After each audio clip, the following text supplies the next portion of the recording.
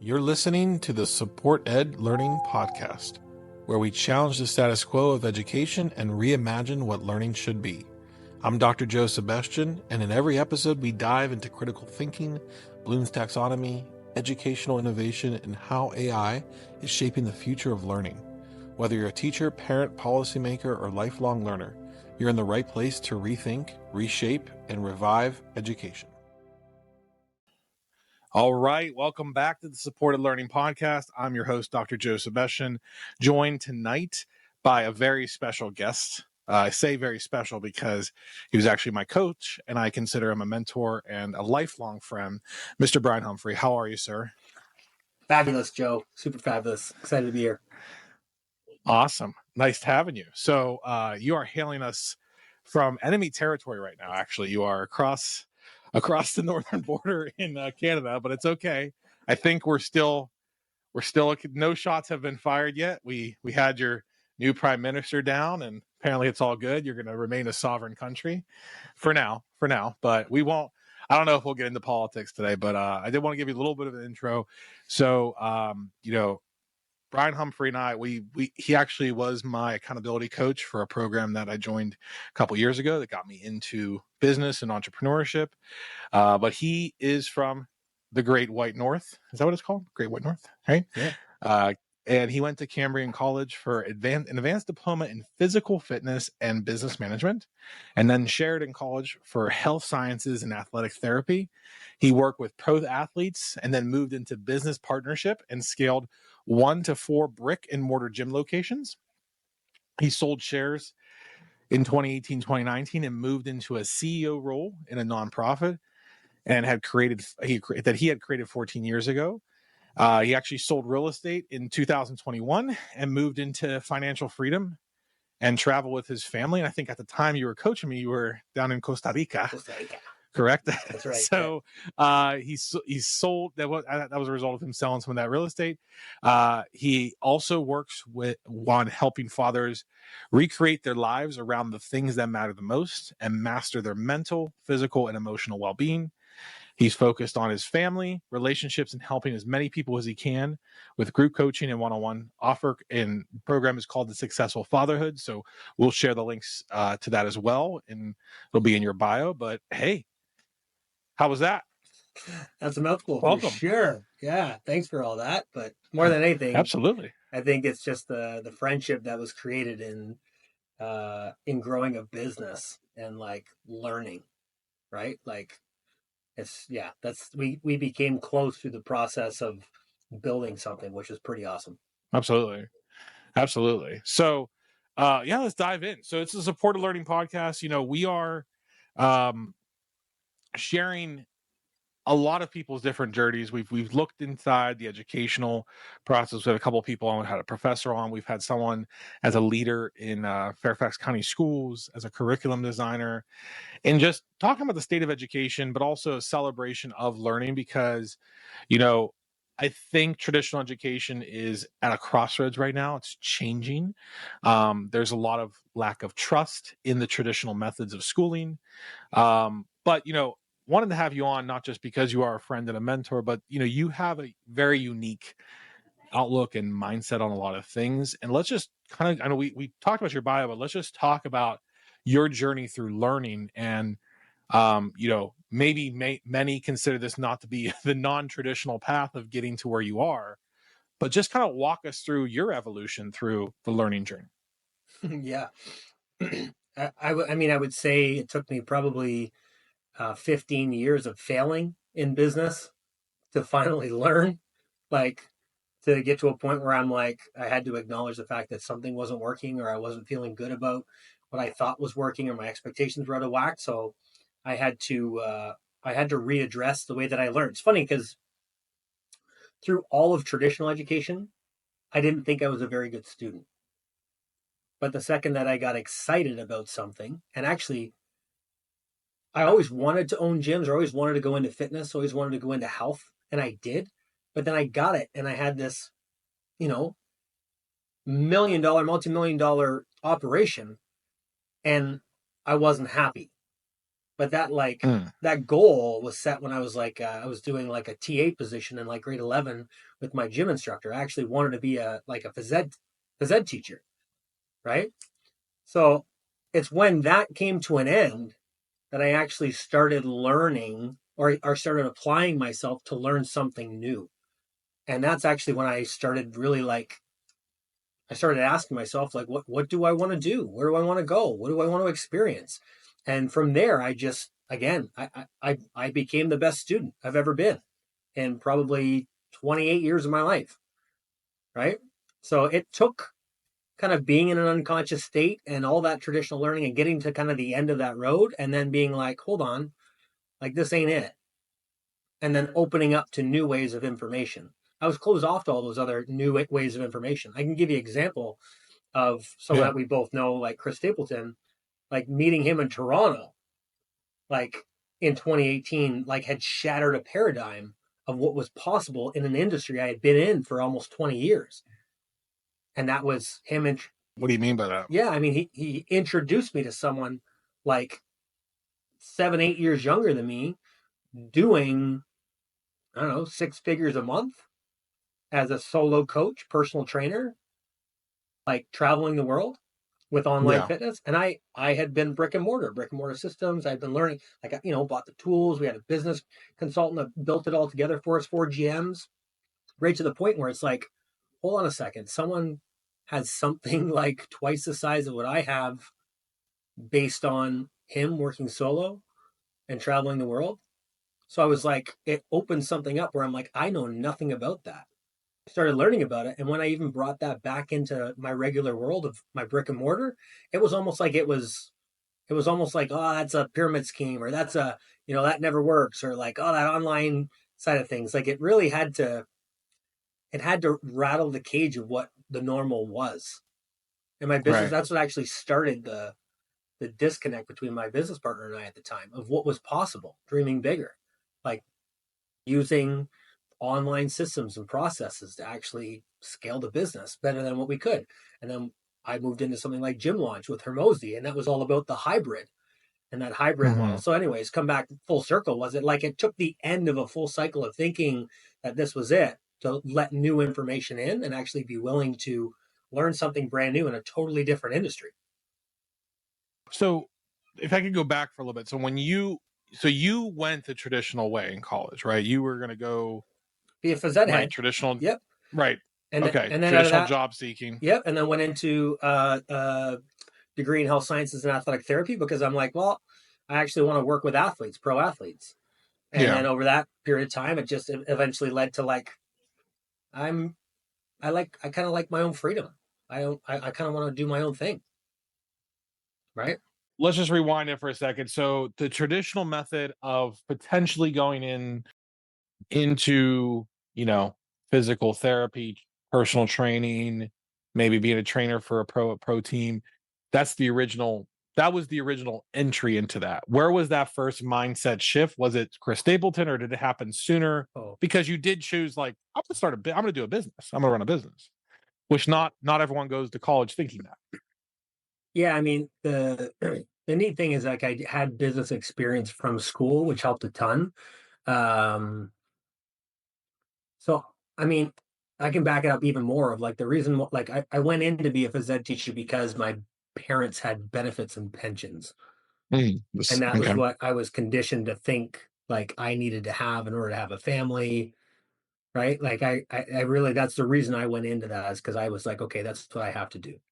Right. Um, and then through school, I mean, honestly, the timing was perfect because one of my best friends, like we talked him into playing football in like grade 11, Mhm. and he was a goalie and Mhm. incredible athlete, track athlete.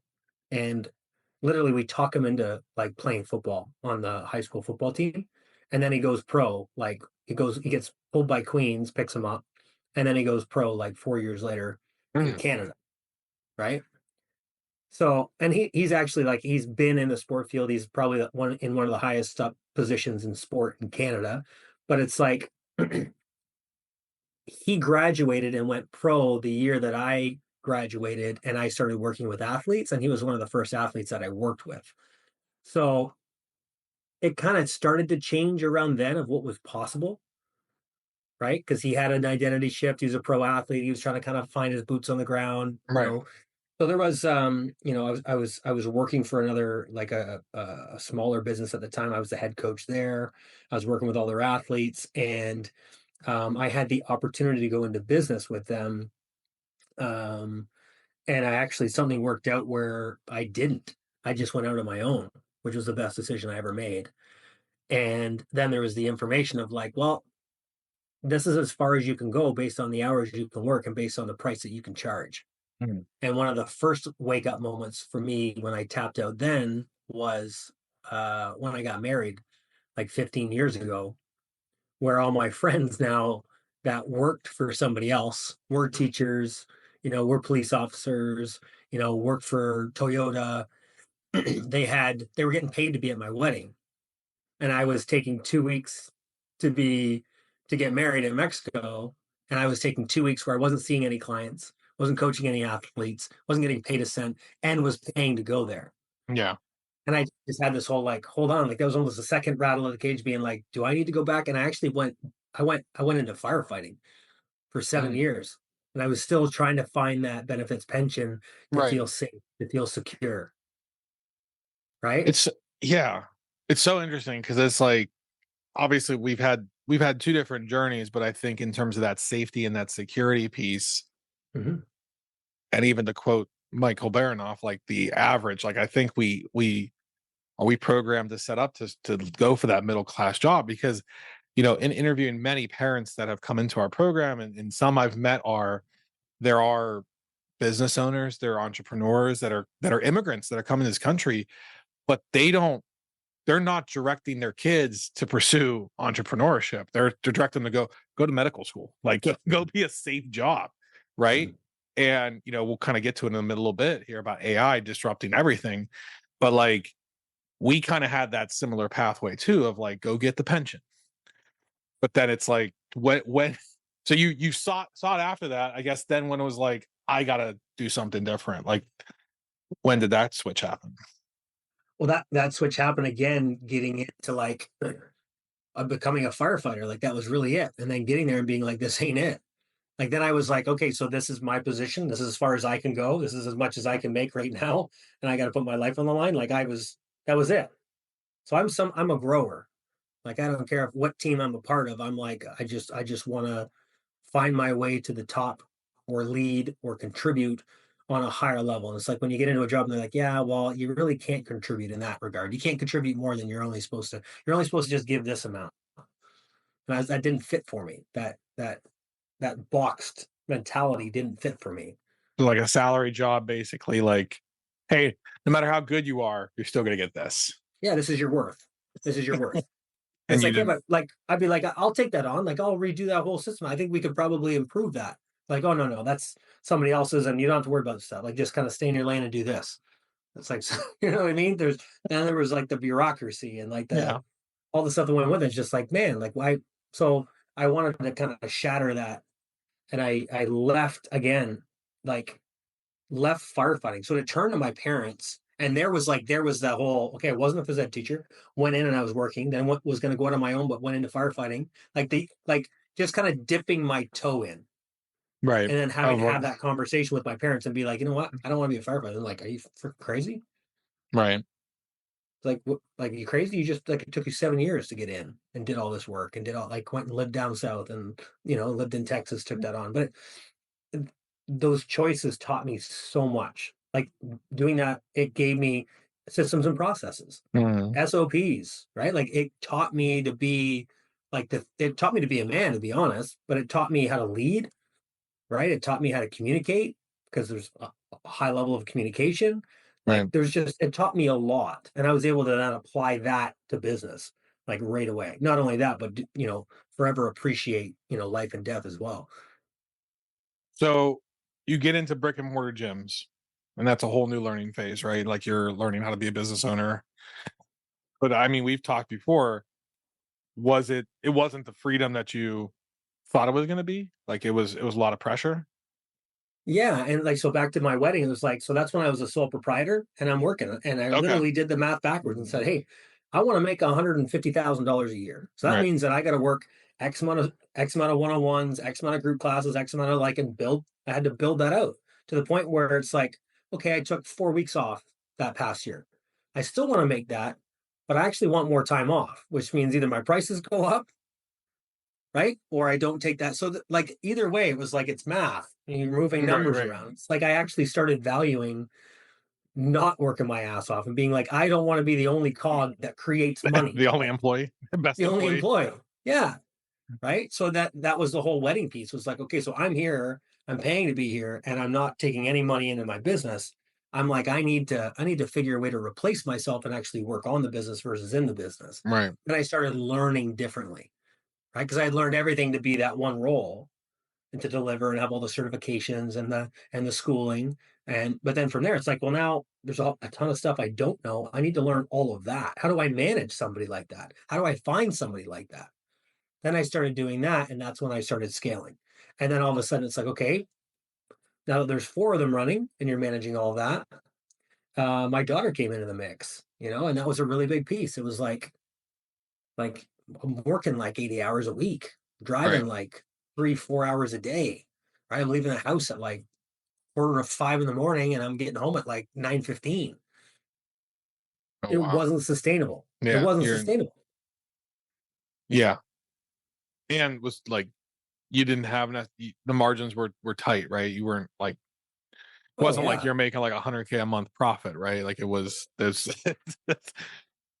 it's like we're working this hard and yet there's not that much room. So I guess so what was the next shift? Was the shift meeting Chris and saying like I could do something virtually with a lot less overhead and learn Yeah, how to it's do like something else?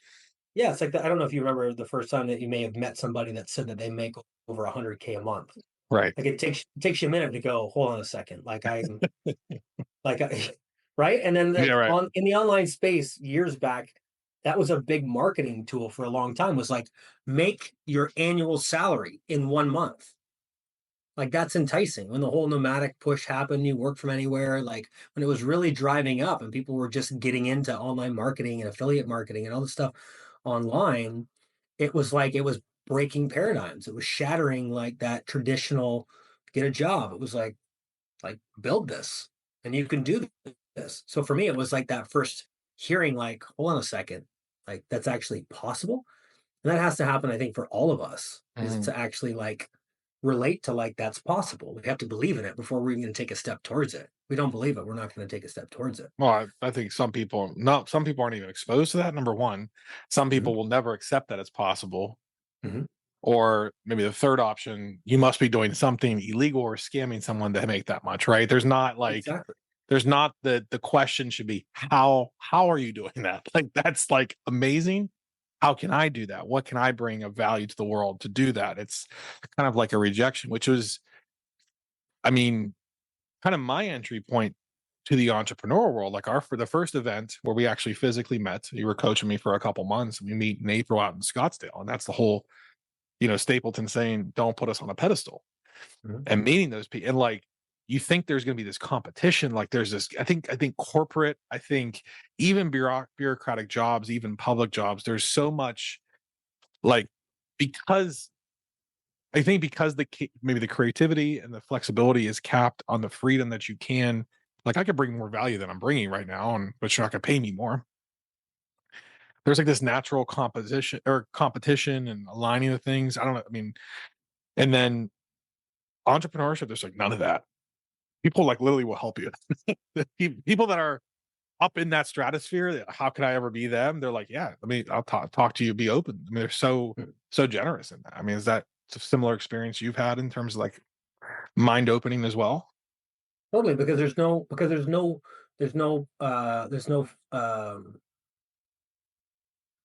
process. Like entrepreneurship is open, Yeah. right? It's like we say the word entrepreneur, it's just like, oh, what are you building? It's like I love meeting I love more than anything helping people leave their jobs. Like when I hear somebody be like, listen, like I want to retire my partner. It's like I love that. Like I love that a ton. Because it's like you're willing to do something different, right? You believe that it's possible, right? whatever that is. So it's like there's no like, hey, in order for me to help you as an entrepreneur, you're gonna have to do this and this and be qualified here and there. It's like, man, like you want to run a lemonade stand and bring some extra cash in? Let's talk about it. Let's jam out on this. Like just get into Right. the right brain and get the creative juices, no pun, going, and let's literally have some fun. Like let's think about it. And if I could provide something that's in, say, a multi-million-dollar business, it relates to a micro lemonade stand. And if you can Right. explain that same fundamentals to someone who's never heard them before, I mean, that's a good, to teach is to lead and the lead is to teach, you know? This episode is brought to you by Supported Tutoring, where we don't just help students get better grades, we help them become critical thinkers. Whether it's mastering AP exams, maximizing college applications, or building lifelong learning habits, our expert tutors focus on critical thinking, confidence, and real growth. Head to supportedtutoring.com to find the support your student deserves. So obviously your wife has been very supportive through this journey because you haven't probably worked a traditional job in a very long time, correct? Yeah, it's been a point of contention. I mean, when when the highs are highs and the lows are lows, it comes up. We've been through gauntlets, but yeah, she's been an incredible rock. It took her a while to figure that part out for sure. All of us figured out. I guess, I mean, because I'm still struggling with it too, but anyone else that could be watching this, um, the millions of viewers that will turn into this as well. Like, so just, I'm afraid of making that jump. We're still in that security mindset of like, do the conservative pathway, 3 more years, secure the pension, make the leap. But there's part of me that wants to make the leap sooner, right? And transition completely out of the full-time job into entrepreneurship. Um, I don't know if that predicament appeared to you guys in your relationship or if it naturally just played out the way you are. But like, when were you like, I can't go back to a 9 to 5. I can't go back to a W-2. Like, when was that door closed? Because it seems like at this point the door is closed for that, correct? Oh, 100%. Yeah, Okay. yeah, yeah, 100%. Yeah. I mean, it's a decision, right? And like you kind of voice a decision, like, okay, 3 more years, I get this, and it equals that. Like you've got an equation, Mhm. right? And that equation for our brain gives us safety. Our brain needs to know something so it feels safe, lets the guard down. If not, it's looking for things. And then depending on what we're giving it to look for, it's looking for an expansion, and it's a good feeling, or it's looking for fear. It's either thriving or it's surviving. It's looking to thrive or it's looking to survive. And they're two totally different expansive or contractive energies. So it's like if you feel confident to say, hey, like 3 more years, this is what that, you're good. Just follow the path, take it on. If you're like, hey, I'm gonna jump next week, watch all the stuff that gets driven up because you're like, I don't know how are we gonna do it? Right. All the how comes up. We don't need to know the hows. Entrepreneurs need to know the hows. We don't know anything to do with the how. We're as far as we are right now based on previous thoughts and previous information. But if we learn something new today, it changes the whole equation. So we have to understand that we're always on the edge of not knowing something. There's always something we don't know. So we have to have that open mindset to it. It's when we're in jobs and we're just closed and we stop learning that's it. As far as you're going to go. Well, and I think that's what's so scary for people. I mean, as myself. So like I had a professor in my doctorate program, right? And something clicked because it applied to previous learning was like, which Simon Sinek, right? The why, the golden circle and the Mhm. danger and um the circles of safety. Um he had baseline circle, concentric circle. Baseline circle, we're safe. We had the next circle was learning, and the third circle is danger. And it's amazing, if we want to talk about the mental health crisis today, but like we are safe, we are at baseline when we're not learning. True learning means we have to step outside of our comfort zone, acknowledging to the world and ourselves that we don't actually know something. Mhm. And that actually can trigger um I don't know if it's a limbic response or whatever the nervous system response of like, oh, there's Mhm. something wrong. And you could just skirt right through the learning phase and go into danger and Mhm. anxiety and shut yourself off from new learning, which I found when he put that up. I don't know what it was, just like everything like put together. Like, oh my God, that if you're not safe, you can't learn. Like in that, and how many people walk through this world, either, low key stress, don't feel safe or whatever, or other things. They're never going to take that risk to learn something new because they value safety more than learning. Yeah, and then you could tap into something like Maslow's hierarchy of needs. It's just like we do have to feel safe. There is like having a roof over your head, knowing that you're going to eat tonight, knowing that you got enough water to survive. Like there is foundations to stand on, right? But there's also, I remember one of the first mentors that ever helped me in business. He's like, you got to be willing to eat potatoes for a couple years. And I'm like, what? He's like, you just got to be willing to eat potatoes for a couple of years. Like, just be okay with a 10-pound bag of potatoes. That's it. It's all you're going to eat. You're going to learn to cook it like 10 different ways, but you're going to eat potatoes for a couple of years. Just deal with it. I didn't know what it meant until it's like, yeah, like 3 years into business, you're just like, you're good. Like I'm fasting. Right. I'm fasting for 3 days, right? Like I'm just fasting, Not eat.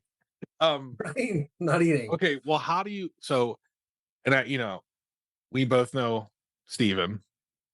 Steven and I have had similar conversations. We look at the entrepreneurs that we know and we value and that are so far ahead of the game. Their dynamic does not necessarily look like us. They don't have the family, they don't have the house, they don't have the wife, they don't have the kids, they have girlfriends. They live in their bachelor single life. Oh, kind of, right? The kid equation. Like, how do you navigate that? That just seems like super stressful. Like I don't want to say stress. I don't want to put a label on it, but it's just like, how did you rise above that? Because people who are in their 30s and are drained from their job, kind of like how I'm on this journey and want to start something new, want to build something. That's a big ass risk. That's a really, really big risk to do. Learn something new, but take a risk of like, okay, I'm leaving the secure job. We have a house payment. We have all these payments and kids. We'll figure it out. Like people, that's probably one reason done. But like you embraced it, and obviously you're. I don't think you're just eating potatoes, but I could be No, wrong. and those were early days of Yeah, right, entrepreneurship. It was like you got to be willing to just like you got to, it it's a decision again. Like it's a decision, and there are constructs, and the majority of growth that all of us make, it's like it's deconstructing. It's not adding new constructs; it's deconstructing. And I would say like that's it, there could be a false reality that could be created and says, "Oh yeah, like for them to be a multimillionaire, have all this and do all that, like they can't have kids, or you can't have that if you're a family of 3, 5, 8, whatever it is." Like you create this false construct, right? right. I like to lean into those constructs and be like, when the whole hustle culture was going on, it's just like, listen, like I met a mentor that that taught me that it was really easy to make money.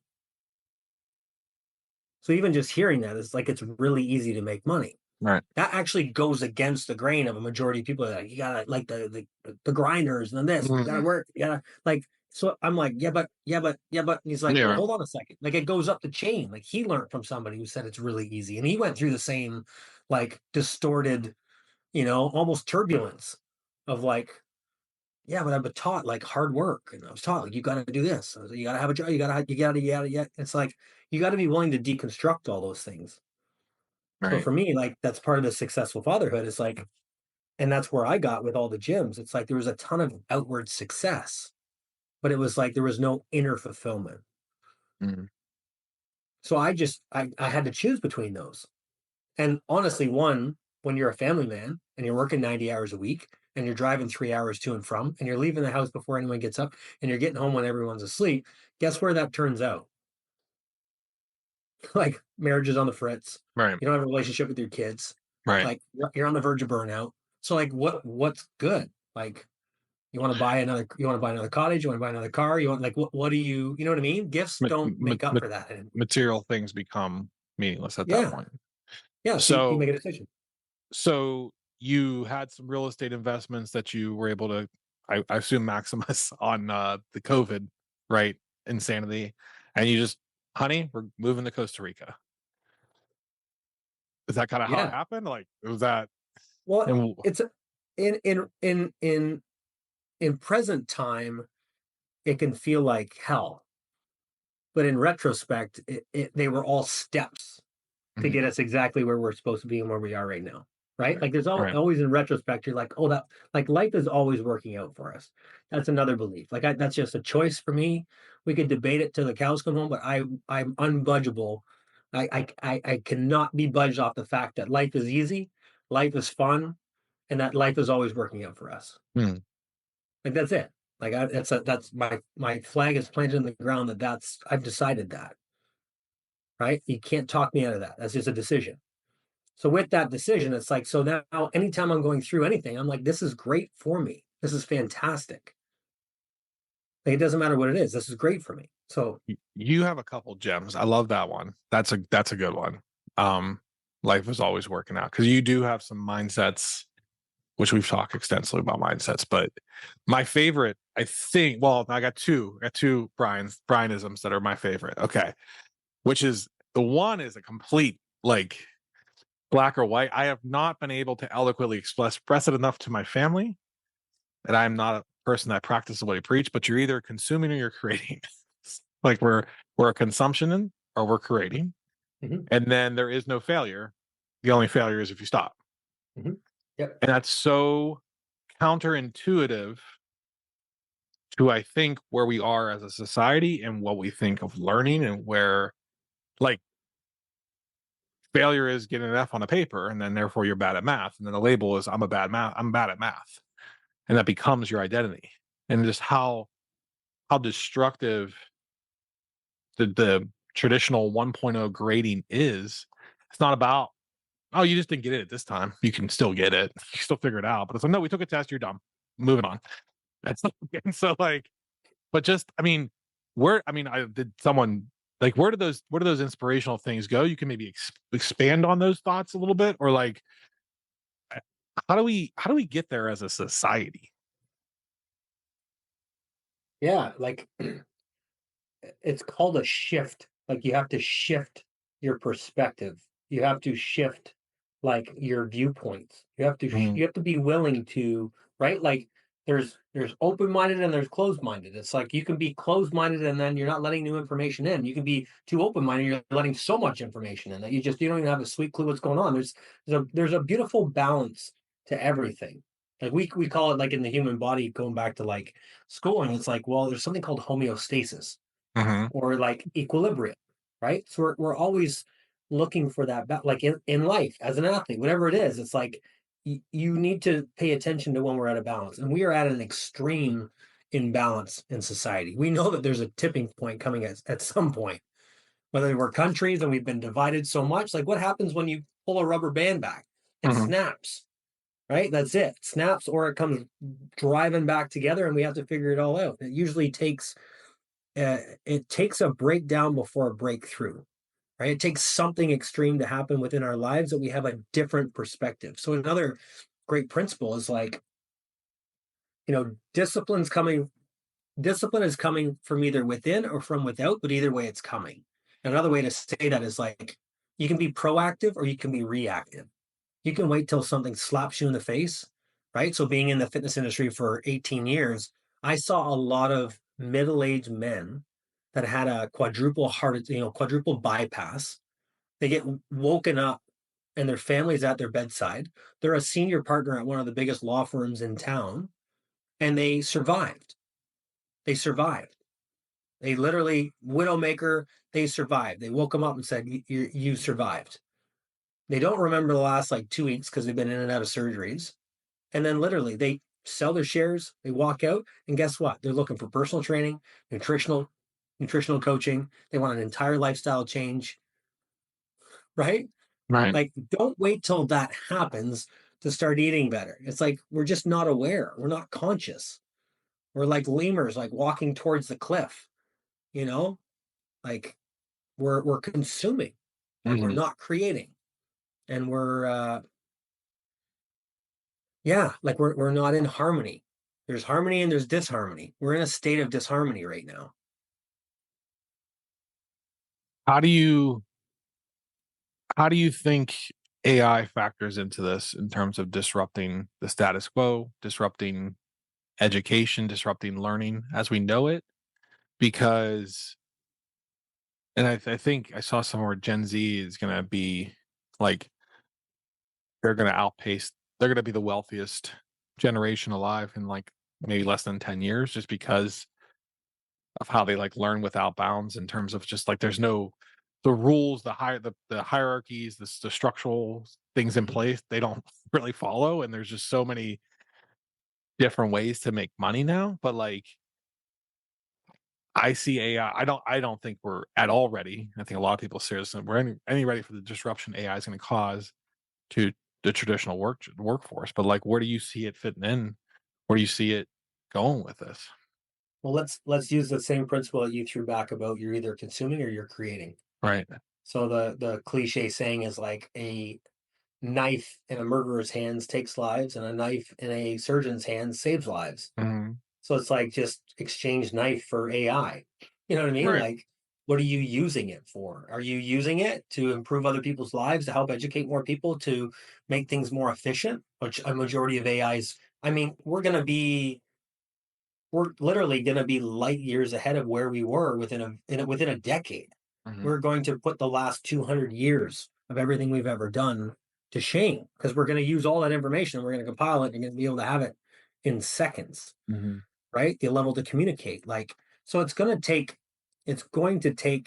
uh, time, but we're also at the end of a generational cycle. The boomers, they're exiting, they're transitioning into the greater world, and they're literally like that is ending. We're kind of in this bridge, like where our kids won't know any different. They're in Right. that new zone where things are flying. They don't know anything different. We had to kind of jump in and start learning to type faster because you weren't writing, or you weren't, you know what I mean? Like we had to Yeah. take computer classes where you're like, why am I learning this? This is stupid. It's like now just kids, like they don't They even have to just type do. anymore. They just Yeah. talk to Right. it, or they just plug Right. into it, or they just have it. Like they don't even have to type, right?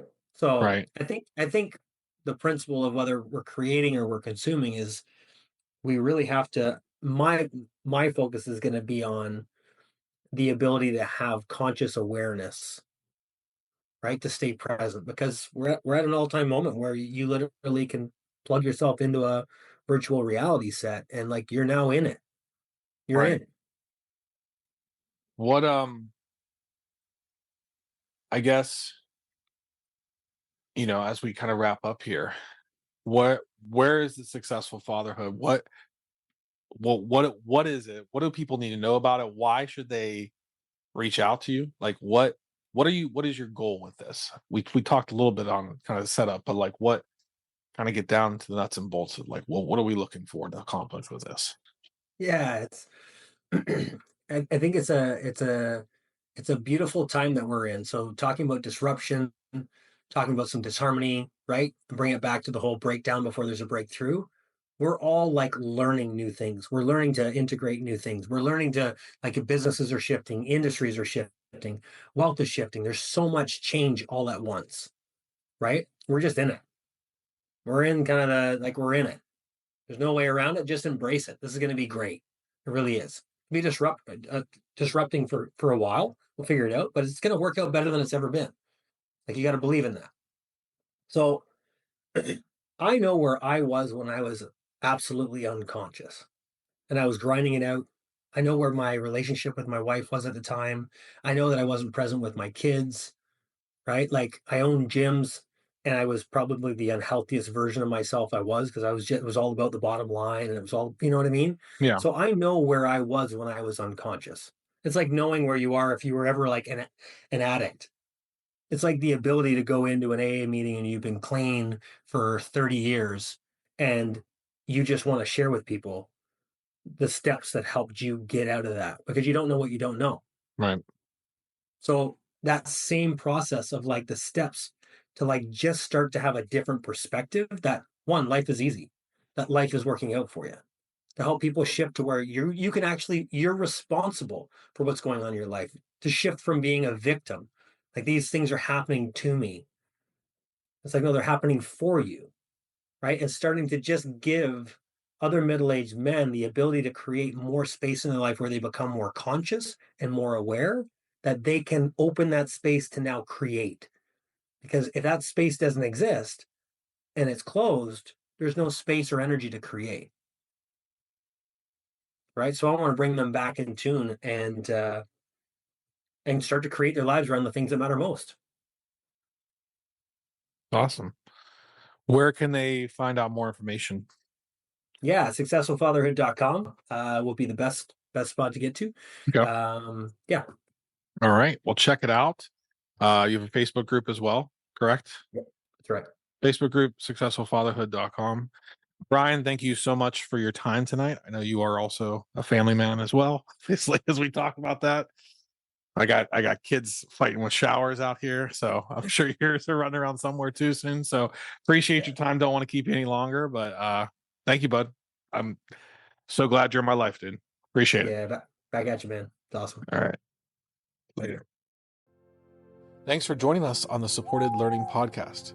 If today's conversation inspired you, challenged you, or sparked a new perspective, be sure to subscribe and share with a fellow changemaker.